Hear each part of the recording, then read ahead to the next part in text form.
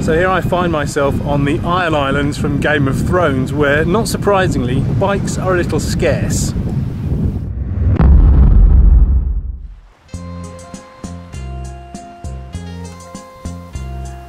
So okay, I'm not really on the Isle Islands. I'm actually in Northern Ireland, Belfast to be exact, a city which means many different things to different people, depending on how old you are. At the moment, it's very well known as the location of a rather popular TV series, but if, like me, you grew up in the 1970s, it also conjures up images of the Troubles. And then, of course, it's also the place where the world's most famous ship, the Titanic, was built back in 1912.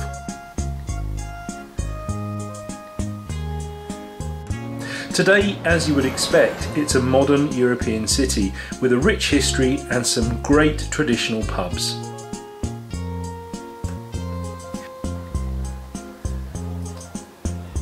Unfortunately for me, my stay here in Belfast has resulted in yet another enforced period off the bike. So over the last couple of months I've been busy with other things, and long story short, I've not really had time to go out cycling. I've also been eating very badly, so I've put on weight, I've lost fitness. I'm basically back to square one, and to be honest, I don't think my fitness could get any worse than it is right now. When I find myself at this low point of my sort of fitness curve, I also start lacking motivation to be able to go out on the bike again and get fit. Add to that again, it's probably the wrong time of year, so we're just coming into the autumn.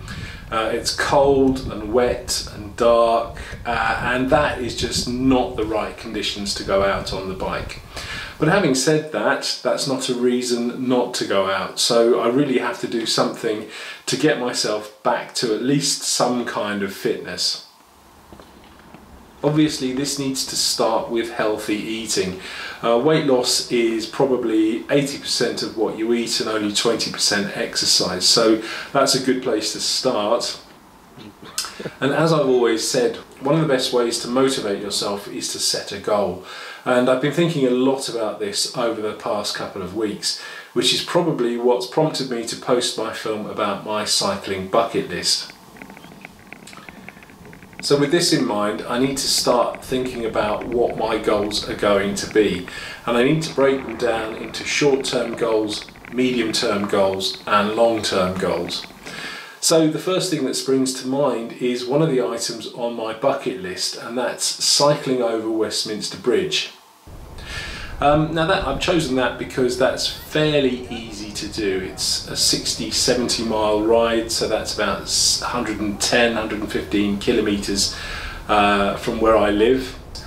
Now most cyclists will be able to do that right now. And I could probably do it with perhaps 3 or 4 months worth of training. So that's going to give me a very short-term goal of being able to do that in perhaps April or May or something like that. The next goal I think I'm going to try and aim for will be something like the Isle of Wight Randonnée. Again, it's a very similar distance to the Westminster Bridge ride. It's about 110 kilometres, but the terrain around the Isle of Wight is incredibly hilly, so that's going to be quite a bit more of a challenge for me. And then perhaps one of the long-term goals that I could look at is a trip to Mallorca, so a 4 or 5 day stay on the island, taking in some of the mountains and seeing how I fare and compare against my previous visits over there. So there we go, that essentially is the state of the nation at the moment. I think I've got a lot of work ahead of me, but I'm looking forward to the challenges and looking forward to getting back on the bike, and more importantly perhaps going over to Mallorca and smashing it on the mountains this time next year.